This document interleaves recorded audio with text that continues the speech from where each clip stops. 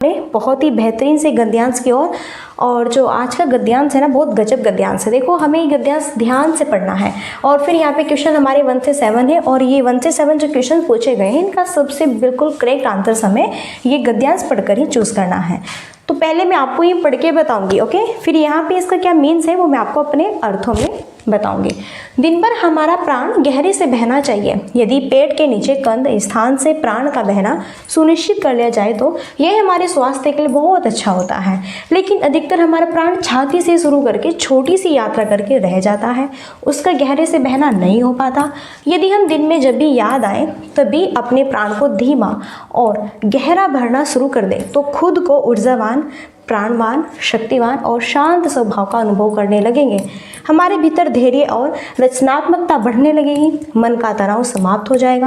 भय घबराहट से मुक्ति मिल जाएगी। साथ ही यह अभ्यास ध्यान की गहराइयों में ले जाने में भी सहायक होगा। क्या बात है। स्पेशली जो यहाँ पर है वो है हमारे स्वास्थ्य, हमारे प्राण वायु को लेकर। ये स्पेशली जो गद्यांश दिया है भैया वो है हमारे प्राण वायु से रिलेटेड। अब आप हमें बताइए भैया, जब हम स्वस्थ होंगे हमारे प्राण वायु जो है बिल्कुल एकदम बेस्ट और सही तरीके से यहाँ पे, ठीक है, हम सही तरीके से जो है सांस ले पाएंगे अच्छे से, तभी तो हम जीवित रह पाएंगे, तभी तो हम सीटेट की प्रिपरेशन करेंगे। अगर हम स्वस्थ नहीं होंगे, हमारे प्राण ही स्वस्थ सही तरीके से नहीं ले पाएंगे हम, तो बताओ क्या हम जीवित रह पाएंगे? नहीं ना। तो आज का जो सेशन है कि दिन भर हमारा प्राण गहरे से बहना, दिन भर देखो, दिन भर हम सांस लेते हैं तो किस माध्यम से?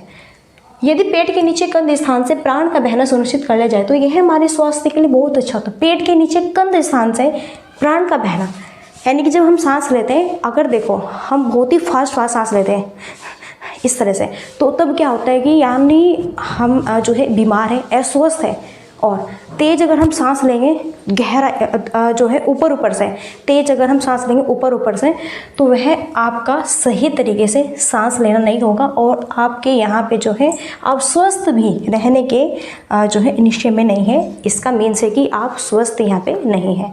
ओके, स्वस्थ व्यक्ति वह होता है जो दिन भर बिल्कुल आराम से सांस लेता है, बिल्कुल गहराई से बिल्कुल आराम से धीरे से सांस लेता है। वह आपका बिल्कुल स्वस्थ तरीके से होता है प्राण वायु का बहना धीरे धीरे। अगर हम तेज सांस लेते हैं तो उसका मतलब है हम बीमार हैं, हम अस्वस्थ हैं। क्लियर है? तो ये चीज़ यहाँ पे कही गई है। यदि हम दिन में जब भी याद आए, देखो जब भी हमें याद आए, मानो कि हमें घबराहट हो रही है या कुछ भी, या फिर हम तनाव में हैं, तो हमें क्या करना है? ध्यान से बैठना है। और जब हम गहरी सांस लें तो हमें ध्यान से बैठना है, बिल्कुल एकदम शांत तरीके से गहराई से हमें धीरे धीरे सांस लेना है। तो जो भी हमारे मन में यहाँ पे कुछ भी जो है विचलित अगर हमारा मन हो रहा है कुछ भी, तो हम बिल्कुल क्लियर यहाँ पे राइट हो जाएंगे, अच्छे हो जाएंगे, ठीक है। और शांत स्वभाव का अनुभव करने लगेंगे। हमारे भीतर धैर्य और रचनात्मकता बढ़ने लगेगी। मन का तनाव समाप्त हो जाएगा और भय जो घबराहट है उससे हमें मुक्ति मिलेगी। सिर्फ और सिर्फ आज का जो यहाँ पे गद्यांश स्पेशली वो है हमारे प्राणों से रिलेटेड, हमारे सांसों से। भैया सीटेट जुलाई का तभी तो दे पाएंगे जब प्राण हमारे स्वस्थ रहेंगे। अरे भाई, जब प्राण ही स्वस्थ नहीं रहेंगे तो क्या खाक हम सीटेट देंगे? ओके, क्लियर है? समझ आया ना? चलो फिर अब देखो MCQ कितने गजब वाले रहेंगे, एकदम बहुत मस्त तरीके से हम करने वाले हैं। फर्स्ट क्वेश्चन है प्राण ब्लैंक से बहना चाहिए। प्राण कैसे बहना चाहिए? बहुत ही फास्ट गति से, मंद रूप, धीमी गति से, फिर गहराई से।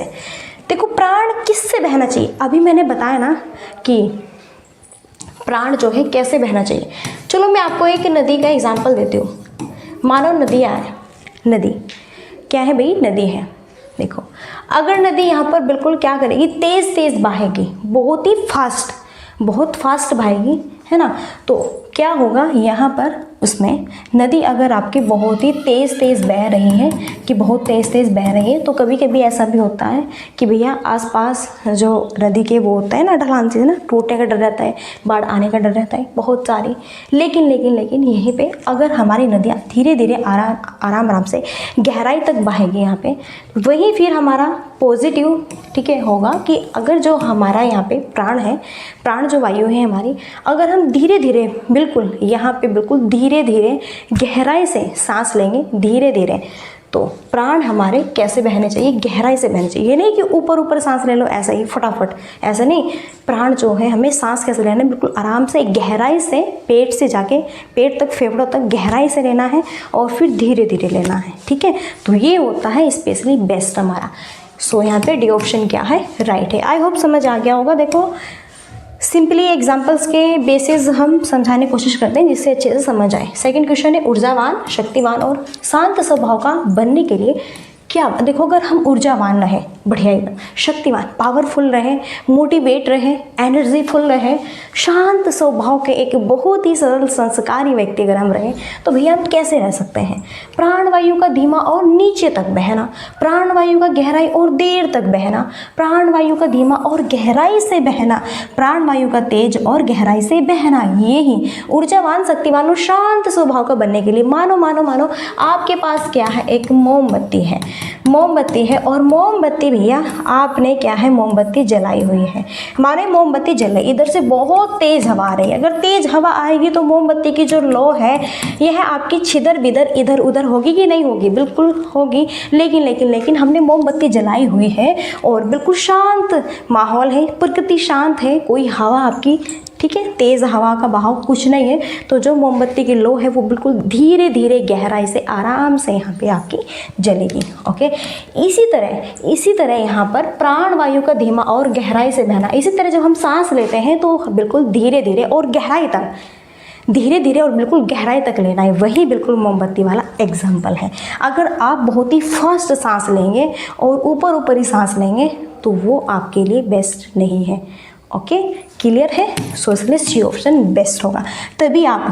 तभी आप स्वस्थ रहेंगे, एनर्जीफुल रहेंगे, पावरफुल रहेंगे, एकदम शांत स्वभाव, एकदम मस्त, ठीक है, रहेंगे। चलिए आगे देखो यहाँ पे थर्ड क्वेश्चन, यदि प्राणवायु व्यवस्थित रूप से बहता है तो क्या नहीं होगा। भय से मुक्ति मिलना, रचनात्मकता का विकास होना, घबराहट में वृद्धि होना, मन का तनाव दूर होना। यदि प्राणवायु व्यवस्थित रूप से बहता है तो क्या नहीं होगा। देखो अगर प्राणवायु व्यवस्थित रूप से बह रहा है तो क्या नहीं होना चाहिए।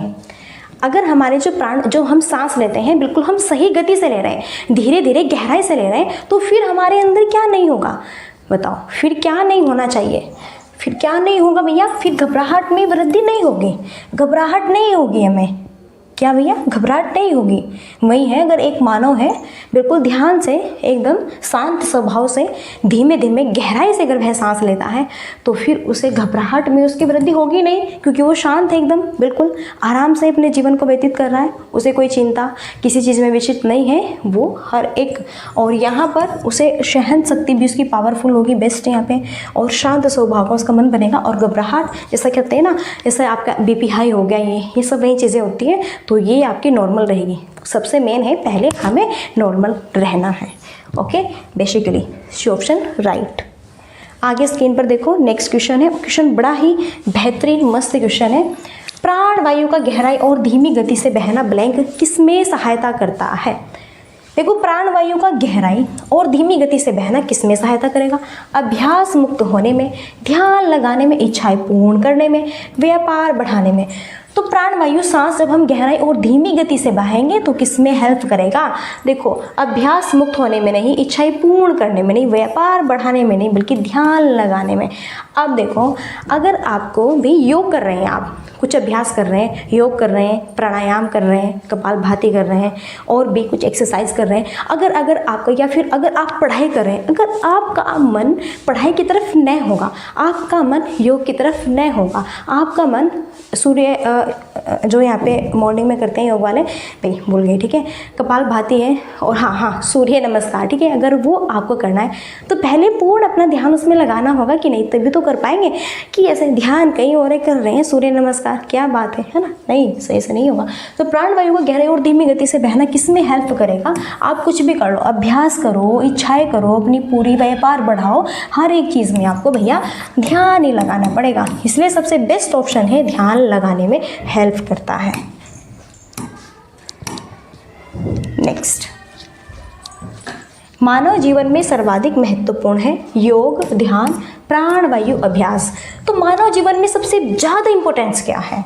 देखो, क्या हमारे लिए योग, ध्यान, प्राणवायु? अब आप फंसने वाले, क्यों? क्योंकि सारे ही ऑप्शन बेसिकली बहुत ही गजब के हैं। अब देखो, कहा है मानव जीवन में सबसे इम्पोर्टेंट क्या है हमारे लिए, तो भैया मानव जीवन में सबसे ज़्यादा इम्पोर्टेंट है हमारे लिए क्या? प्राणवायु। अब देखो, अगर हमारी प्राणवायु सही नहीं है तो क्या हम योग कर पाएंगे?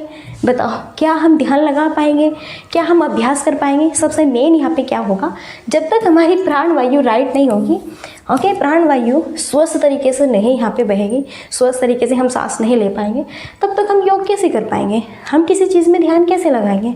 हम जो पढ़ रहे हैं उसका अभ्यास कैसे कर पाएंगे? इसलिए सबसे मेनली जो फोकस होगा वो किस पे होगा? हमारा प्राणवायु पे होगा। किस पे होगा? हमारे प्राणवायु पे होगा। इसलिए बेस्ट यहाँ पे मानव जीवन में सबसे इम्पोर्टेंट क्या है? वो है प्राणवायु। ओके, इसलिए सी ऑप्शन क्या है? बेस्ट है भाई, प्राण। भाई सांसें हैं तभी तो योग कर रहे हैं। अरे सांसें नहीं होगी तो कैसे क्या खा योग करेंगे? पड़े रहेंगे आग नीचे। ठीक है, चलो हो गया ना क्वेश्चन, आगे बढ़ो। नेक्स्ट देखो, विशेषण शब्द है धैर्य, मन, शांत और घबराहट। तो विशेषण कैसा शब्द है? देखो, विशेषण शब्द होता है जो संज्ञा और सर्वनाम की विशेषता बताता है, उसे हम क्या कहते हैं? विशेषण शब्द कहते हैं। सिंपली डेफिनेशन समझ आई, बिल्कुल घबराना नहीं, आगे बढ़ते हैं। विशेषण शब्द क्या है? धैर्य, मन, शांत, घबराहट। देखो, अगर हम धैर्य की बात करें, मन की बात करें, घबराहट की बात करें, ये तीनों के तीनों शब्द क्या है? संज्ञा के शब्द हैं। और वो भी कौन सी संज्ञा है इसमें भाई? भाववाचक संज्ञा है। कौन सी संज्ञा है इसमें? भाववाचक संज्ञा है। ओके, लेकिन जो शांत है, यानी कि कह सकते हैं हम शांत बच्चा, राम शांत बच्चा है, तो शांत क्या है? ये हमारा विशेषण है। क्या है? विशेषण है। और बच्चा क्या है? यहाँ पे विशेष्य हो जाएगा। क्लियर है? कोई डाउट्स नहीं ना? तो शांत इसमें क्या है? विशेषण शब्द है। इसलिए हमें यही बताया था कि विशेषण शब्द कौन सा है, इसमें शांत यहाँ पे जो है हमारा विशेषण शब्द है। फाइनली हमारा आंसर हमें मिल गया। बेसिकली क्लियर हुआ, आगे बढ़े। जब समझ आ जाता है ना, फिर टाइम वेस्ट नहीं करेंगे। जब समझ आ गया तो टाइम वेस्ट क्यों करें भाई, है ना? चलो, सुनिश्चित में उपसर्ग और मूल शब्द है। सुनिश्चित प्लस है, से प्लस निश्चित, सु प्लस निश्चित, सुनि प्लस चित। क्या बात है? सुनिश्चित में उपसर्ग और मूल शब्द आप सब यहाँ पे जानते होंगे। उपसर्ग पहले थोड़ी डेफिनेशन देख लो। उपसर्ग वह होता है वह जो शब्द के पहले लगाए जाते हैं। पहले यानी कि आदि लगते हैं, वही क्या है? हमारे उपसर्ग है। जैसे यहाँ पे एक शब्द है सुनिश्चित, सुनिश्चित, तो भैया सुनिश्चित यहाँ पे शब्द है, इसमें जो हमारा सु है और इसमें वही क्या हो जाएगा? पहले हम इसका इस माध्यम से ऐसे क्या करेंगे? विच्छेद करेंगे। ओके, तो इसमें सु क्या है? हमारा उपसर्ग है। और भैया जो निश्चित है ये हमारा क्या है? मूल शब्द है। तो हमें बस उपसर्ग और मूल शब्द बताना था। सो भैया यहाँ पे सुनिश्चित में उपसर्ग है सु और मूल शब्द है निश्चित। तो अब देखो किस में है? ये नहीं होगा। नो नो नो, हाँ, C option is the best answer. Okay, इसलिए यहाँ पे बहुत सिंपल सा क्वेश्चन है, बहुत बेसिक सा क्वेश्चन है भाई, ये तो आना चाहिए। तो सुनिश्चित में उपसर्ग और मूल शब्द, तो इसमें सुनिश्चित में सु हमारा क्या है? उपसर्ग है, और निश्चित क्या है? इसमें मूल शब्द है। क्लियर है? कोई डाउट्स होना नहीं चाहिए। बाकी हमारे व्याकरण की दृष्टि से सारे ऑप्शन क्या है? रॉन्ग है। Okay, clear? चलो, सो फाइनली यहाँ पे हमारे गद्यांश के एमसीक्यू जो है फिनिश हुए। और बिल्कुल एक बार फिर से वेलकम है आप सबका आपके अपने यूट्यूब चैनल एग्जामिनेशन हब पर। और बेहतरीन से अब जो है हम करेंगे हिंदी पेडागोगी के एमसीक्यू। ओके, क्योंकि भैया जहाँ पे 50 नंबर के हमारे लिए गद्यांश और पद्यांश इंपॉर्टेंट है, वहीं पे 50 नंबर हमारे लिए पेडागोगी भी इम्पोर्टेंट है।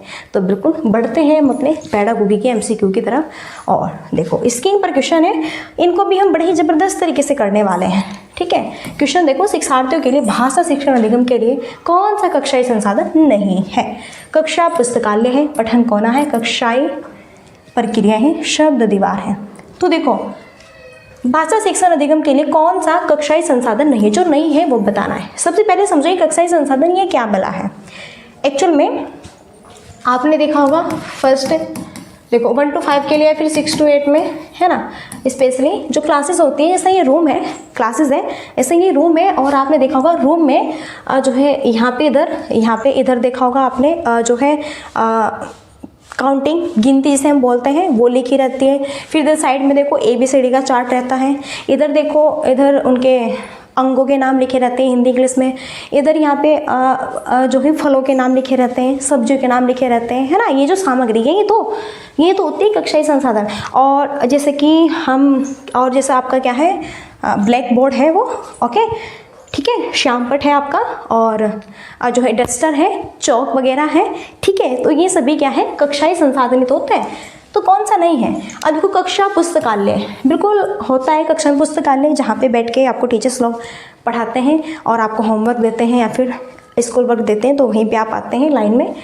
पठन कोना, पढ़ने का कोना, ओके। आपकी जो क्लासेस होती है, शब्द दीवार, यही जैसे मैंने बताया दीवारों पर जो है चार्ट्स बने रहते हैं और आप धीरे धीरे उनको देखते हैं और पढ़ते हैं। तो क्लियर है, कोई डाउट्स नहीं होना चाहिए।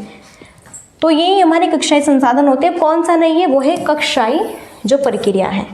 भाई जो कक्षाई प्रक्रिया है वो इस पे डिपेंड करती है कि भाई आपके जो टीचर्स होते हैं वो कौन कौन सी एक्टिव करते हैं अपने दिन भर में, है ना, कैसे आते हैं जाते हैं, फिर क्या करते हैं क्या नहीं करते हैं, वो उसमें रहता है। लेकिन यहाँ पे कक्षाई संसाधन कौन सा नहीं है, ये हमारा कक्षाई प्रक्रियाएँ नहीं हो जाएगा, इसलिए सी ऑप्शन क्या है, बेस्ट है। क्लियर? चलो आगे देखो, नेक्स्ट। निम्नलिखित कथनों को पढ़िए तथा सही विकल्प का चयन करें। अभिकथन और तर्क है। अभिकथन, भाषा अध्यापक द्वारा व्यक्तिपरक अधिगम की योजना तैयार की जानी चाहिए। नई भाषाओं के अधिगम से शिक्षार्थियों में विविधता होती है। तो यहाँ पे ऑप्शन है ए सही है परंतु आर गलत है। ए आर दोनों करेक्ट है लेकिन आर ए की सही व्याख्या नहीं कर रहा है। ए गलत है लेकिन आर सही है। ए आर दोनों सही है तथा आर ए की सही व्याख्या करता है। तो अभिकथन कहता है कि भाषा जो है, लैंग्वेज, वो टीचर द्वारा, अध्यापक के द्वारा व्यक्तिपरक सभी बच्चों की पर्सनैलिटी, सभी बच्चों की व्यक्तिगत अधिगम की योजना तैयार करता है। जो टीचर्स होता है लैंग्वेज के थ्रू, यानी कि अगर कोई बालक है और भैया उसकी जो मातृभाषा है हिंदी है, फारसी, उर्दू जो भी है, ओके, और फिर वह सेकेंडरी भाषा सीखेगा तो किस माध्यम से, उसको ध्यान में रखते हुए उसकी क्षमता, उसकी व्यक्तिगत यहाँ पे, ठीक है, ये तो इसकी बात कर रहे हैं टीचर। तर्क है फिर जो नई भाषा है, जो नई लैंग्वेज है, उसके अधिगम से शिक्षार्थियों में विविधता होती है। यही जैसा फाइनली भी मैंने बताया कि फर्स्ट भाषा मातृभाषा हिंदी है, अब बच्चे को सेकंड भाषा इंग्लिश, अंग्रेजी वगैरह सीखनी है, सीख रहे हैं इस माध्यम से, ठीक है। तो इसमें कह रहे हैं कि नई भाषा के अधिगम से विद्यार्थियों में विविधता होती है। यहाँ पे टीचर्स नहीं कर रहे हैं, टीचर्स यहाँ पे कोई पर्सनैलिटी उसकी देखते हुए, उसकी व्यक्तिगत अधिगम को देखते हुए कोई विविधता नहीं दर्शा रहे हैं। टीचर्स लोग ये कह रहे हैं कि नई जो भाषाएं सीखेंगे बच्चे, उसके अधिगम में विविधता होती है। सभी बच्चे अलग अलग भाषा सीखते हैं, किसी की मातृभाषा हिंदी होती है, किसी की मातृभाषा तेलुगु, फारसी, जहाँ से जिस भी क्षेत्र से बिलोंग करते हैं उसी टाइप्स की होगी भैया, ओके। लेकिन यहाँ पे कह रहे हैं टीचर्स, यहाँ पे टीचर्स खुद कह रहे हैं अपने थ्रू कि हम बच्चे की योजना कैसे तैयार करेंगे भाषा के थ्रू, यहाँ पे उसकी व्यक्तिगत यहाँ पे सभी बच्चों की व्यक्तिगत परख को देखते हुए। तो दोनों तो ऑप्शन बिल्कुल करेक्ट है, दोनों ऑप्शन तो करेक्ट है, लेकिन अभिकथन कुछ और कहता है, तर्क कुछ और कहता है। इसलिए ए आर दोनों राइट है परंतु आर ए की सही व्याख्या नहीं करता। क्यों नहीं करता? क्योंकि इसमें बच्चों की विविधता को दर्शाया गया है और इसमें बच्चों की व्यक्तिगत अधिगम को दर्शाया गया है। क्लियर है? तो दोनों ऑप्शन क्या है, अलग अलग बातें कह रहे हैं, इसलिए आई होप समझ आ गया होगा। नेक्स्ट, किस विधि में शिक्षार्थी की प्रथम भाषा शिक्षण में केंद्रीय भूमिका निभाती है? संप्रेषणात्मक भाषा शिक्षण विधि है, व्याकरण अनुवाद विधि है, कार्य आधारित अधिगम में, प्रत्यक्ष डायरेक्ट विधि है। तो किस विधि में शिक्षार्थी की प्रथम भाषा शिक्षण में केंद्रीय भूमिका निभाती है? देखो, शिक्षार्थी की जो प्रथम भाषा होती है वह शिक्षा जो है केंद्र में भूमिका निभाती है। सो बेस्ट होगा व्याकरण अनुवाद विधि। देखो ये क्या होता है, किस विधि में शिक्षार्थी की प्रथम भाषा शिक्षण में केंद्रीय भूमिका। देखो व्याकरण अनुवाद विधि वह होता है, मानो टीचर है और टीचर स्कूल में जो पढ़ा रहे हैं बच्चों को, फाइनली जैसा इंग्लिश भी सिखाना चाहते हैं। अब देखो बच्चे की जो मातृभाषा है यहाँ पे हिंदी है, कुछ भी हो सकती है भाई आपके थ्रू, लेकिन मैं हिंदी का एग्जाम्पल दे रही हूँ। माना कि यहाँ पे बच्चे की जो मातृभाषा है वो क्या है, हिंदी है। बच्चे की मातृभाषा क्या है, हिंदी है, लेकिन हमें बच्चे को अंग्रेजी भी सिखा रही है। फिर हम उसे अंग्रेजी कैसे सिखाएंगे भैया, उसकी मातृभाषा तो हिंदी है, अंग्रेजी सीखने में उसे थोड़ा दिक्कत तो होगी। तो हम क्या करेंगे, जैसे मैंने कहा this is a pen, teacher ने कहा this is a pen, teacher ने कहा दिस इज़ अ पेन, फिर मैं उसे हिंदी में बताऊंगी यह एक क्या है, पेन है, यह एक क्या है, पेन है। तो मैं उसे हिंदी में बताऊंगी और हिंदी के माध्यम से मैं उसे इंग्लिश सिखाने की कोशिश करूंगी। ओके, तो वही होता है व्याकरण अनुवाद विधि। तो इसमें प्रथम भाषा शिक्षण केंद्र में है कि नहीं, तो केंद्र में कौन सी भाषा है, बच्चे की हिंदी भाषा। बच्चे की मातृभाषा हिंदी भाषा को ध्यान में रखते हुए ही टीचर यहाँ पे बच्चे को अंग्रेजी सिखा रहा है। टीचर ने बोला दिस इज अ पेन, फिर बताया यह एक पेन है, इस आधार पर हिंदी के आधार पर ही बच्चे को इंग्लिश सिखाई जाए। तो यही होता है व्याकरण अनुवाद विधि। आई होप समझ आ गया। आगे देखो नेक्स्ट। चेतन की प्रथम भाषा भोजपुरी है। वह तमिलनाडु गया, अब वह भोजपुरी नहीं बोलता है और अपने साथियों से केवल अंग्रेजी में ही बोलता है। जब नई द्वितीय भाषा प्रथम भाषा का स्थान लेती है तो यह स्थिति किस बात की घोतक है। कोड मिक्सिंग है, ऋणात्मक द्विभाषावाद है, कोड स्विचिंग है, द्विभाषावाद है, कंसेप्ट है। और इस कंसेप्ट को ध्यान से समझना। फिर जब मैं टेस्ट लेती हूँ ना वहाँ पे, ठीक है, फिर ये मत कहना कि अब हमें समझ नहीं आ रहा, फिर आंसर आप उलट पुलट करते हो। तो ध्यान से क्लासेस को 2-2 बार देख लो, जिससे कि और कंसेप्ट समझो, पीडीएफ लो, फिर प्रैक्टिस करो, ठीक है, तभी जाके उद्धार होगा, ऐसे कुछ नहीं होगा। तो देखो एक यहाँ पे बालक है जिसका नाम है चेतन। भाई चेतन की प्रथम भाषा क्या है, भोजपुरी। प्रथम भाषा क्या है इस बच्चे की, भोजपुरी है। लेकिन फिर यह है यहाँ पे जो है तमिलनाडु गया, क्या बात है। फिर बच्चा भैया तमिलनाडु जाता है। अब देखो तमिलनाडु में क्या करता है, भोजपुरी नहीं बोलता, अब वह अपने साथियों के साथ केवल अंग्रेजी ही बोलता है। अब भोजपुरी उसने भैया छोड़ दी, अब केवल और केवल यह क्या करता है, आपका अंग्रेजी ही बोलता है, ठीक है। तो नई भाषा जिसे द्वितीय भाषा से ने सीखी, प्रथम भाषा का स्थान ले लिया सेकंड भाषा ने। तो यह स्थिति किस बात की घोतक है। अब ध्यान से समझो, चेतन है, चेतन एक बालक है, ठीक है। तो भैया वह जो है भोजपुरी बोलता था, हिंदी जो भाषा थी उसकी मातृभाषा क्या थी, भोजपुरी। लेकिन जब वो तमिलनाडु गया, तमिलनाडु में अपने दोस्तों के साथ दोस्त बने, तो भैया उनके साथ में वह इंग्लिश बोलने लगा। उसकी जो मातृभाषा प्रथम भाषा भोजपुरी थी उसे वह भूल गया, बिल्कुल दिमाग से निकाल गया, भूल गया। अब इंग्लिश सीख ली तो बस फटाफट इंग्लिश ही झाड़ रहा है यहाँ पे, ठीक है, इसे इसने भुला था। तो जब कोई बालक अपनी प्रथम भाषा मातृभाषा को भुलाकर सेकंड भाषा को सीखता है, ठीक है, यानी कि प्रथम भाषा के स्थान पर सेकंड भाषा को स्थान दे दिया इसने, तो यह क्या कहलाएगा, ऋणात्मक द्विभाषावाद। क्या, ऋणात्मक द्विभाषावाद कहलाएगा आपका, एक नकारात्मक। क्योंकि भैया देखो पहले जो मातृभाषा है वह तो भूल गया, दूसरी भाषा सीख रहा है, तो ये आपका ऋणात्मक द्विभाषावाद के अंतर्गत आएगा। नेक्स्ट देखो 12 क्वेश्चन है। निम्नलिखित में से कौन सा पठन पूर्व गतिविधि को समर्पित करता है। शिक्षार्थियों को कार्य का सारांशीकरण करने को कहना, अनुमान लगाने से संबंधी कार्य का प्रयोग, वैकरणिक संरचनाओं का शिक्षण है, भावानुवाद संबंधी कार्यों का शिक्षण है। कौन सा पठन पूर्व गतिविधि को समर्पित करता है। देखो पठन पूर्व गतिविधि यानी कि हम जो भी पढ़ रहे हैं पूर्व जो है गतिविधि के आधार पर पहले पढ़ते हैं, ध्यान से जो पढ़ा हुआ है उसी के बेसिस पर पढ़ रहे हैं। तो अनुमान लगाने से संबंधित कार्य का प्रयोग है। मानव बच्चों का सिखाने वालों यहाँ पे कि जैसे कि मैं सिखाऊंगी कि A4 क्या होता है बच्चा, एप्पल होता है, B4 क्या होता है, बॉल होता है, C4 कैट। इस तरह पहले मैं बच्चे का पठन पूर्व गतिविधि, पहले इससे पहले मैं यह पठन पूर्व गतिविधि कराऊंगी, ये ए ध्यान से पढ़ो, ए फिर हम करेंगे A4 एप्पल है, B4 बॉल है, C4 कैट है। इस माध्यम से फिर बालक धीरे धीरे सीखेगा, यानी कि पहले अनुमान लगाएगा और फिर संबंधी कार्य का प्रयोग करेगा। तो बताओ समझ आए कि नहीं, कोई डाउट्स नहीं होना चाहिए। चलो क्लियर है। आगे देखो उपचारात्मक शिक्षण के बारे में कौन सा कथन सही है। देखो उपचारात्मक शिक्षण वह होता है जब बालक, यहाँ पे आपने बालक को कोई कार्य दिया, ठीक है, करने के लिए बालक कार्य कर रहा है, फिर उसे कोई समस्या यहाँ पे उत्पन्न हुई, क्या हुई भैया, कोई समस्या उत्पन्न हुई और उससे वह कार्य सही तरीके से नहीं हो पा रहा है। फिर आप क्या करेंगे, उसका निदान करेंगे, उसकी समस्याओं को जानेंगे, पहचानेंगे, फिर आप उसे उपचार देंगे, उसे सॉल्यूशन बताएंगे कैसे होगा। तो यह आपका होगा प्रदर्शन उपलब्धि सुधार हेतु मदद करना है ना। अतिरिक्त अंक दो, अतिरिक्त ध्यान दो या फिर सहानुभूति दर्शाओ, no. First option A right हो गए। यहाँ पे उपचार का मतलब वही होता है जब बच्चा कुछ कार्य कर रहा है, उसे करते हुए कोई समस्या उत्पन्न हो रही है, तब यहाँ पे टीचर्स लोग उसका निदान करते हैं, समस्या को जानते हैं, फिर उपचार देते हैं, उसकी हेल्प करते हैं और उसे आंसर के, ठीक है, उसका आंसर क्या होगा, रियल उत्तर क्या होगा, वहाँ तक उसे पहुँचाने की कोशिश करते हैं। यही क्या होता है, प्रदर्शन उपलब्धि सुधार हेतु हेल्प कर रहे हैं टीचर। चलो बेहतरीन मस्त क्वेश्चन है ये भी। और जो ये क्वेश्चन है भैया देखो, कथन को ध्यान से पढ़ना है, फिर सही विकल्प का चयन करना है। अभी कथन है यहाँ पे हमारा, देखो अंग्रेजी भारत में एक सह राज के, अंग्रेजी जो है ना, अंग्रेजी हमारे भारत में एक सह राज के भाषा है, सही बात है। फिर तर्क भारतीय विद्यालयों में अंग्रेजी को विदेशी भाषा की तरह, नहीं भाई ये गलत है।